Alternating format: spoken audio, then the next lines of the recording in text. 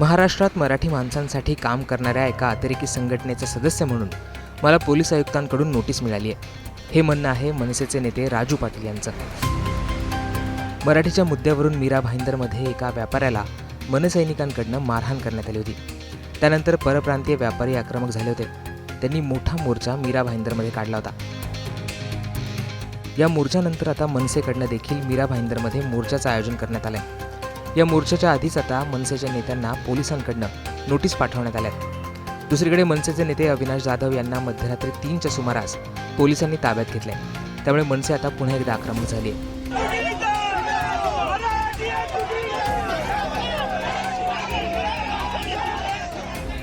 मनसेकडून मीरा भाईंदरमध्ये मोर्चाचं आयोजन करण्यात आलं होतं.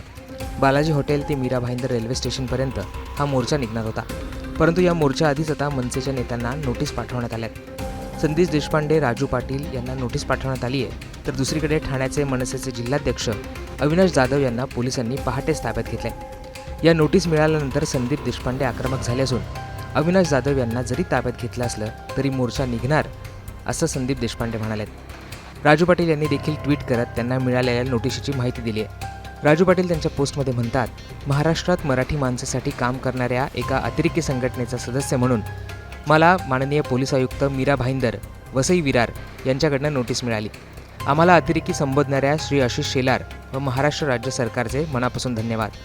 दरम्यान पोलिसांनी मनसे नेत्यांना पाठवलेल्या नोटिसीमध्ये म्हटलं आहे की मीरा भाईंदर वसई विरार पोलीस आयुक्तालयाचे कार्यक्षेत्रात दिनांक 8 जुलै 2025 रोजी आयोजित केलेल्या मोर्चामुळे आपणाकडून दखलपात्र गुन्हा घडण्याची आम्हास दाट शक्यता वाटते. त्यामुळे मनसे आयोजित मोर्चा दरम्यान शांतताभंग होऊन कायदा व सुव्यवस्थेचा प्रश्न निर्माण होऊन जनजीवन विस्कळीत होऊ शकतं. तसेच त्याचा परिणाम मीरा भाईंदर शहरातील नागरिकांचे जनजीवनावर होऊ शकतो. ज्या अर्थी प्रतिवादी यांचे म्हणणे ऐकून घेण्यास पुरेसा अवधी शिल्लक नसल्याने व कायदा व सुव्यवस्था अबाधित राखण्याच्या दृष्टीने माझी खात्री झाली आहे की असे एकतर्फी आदेश काढणे आवश्यक आहे.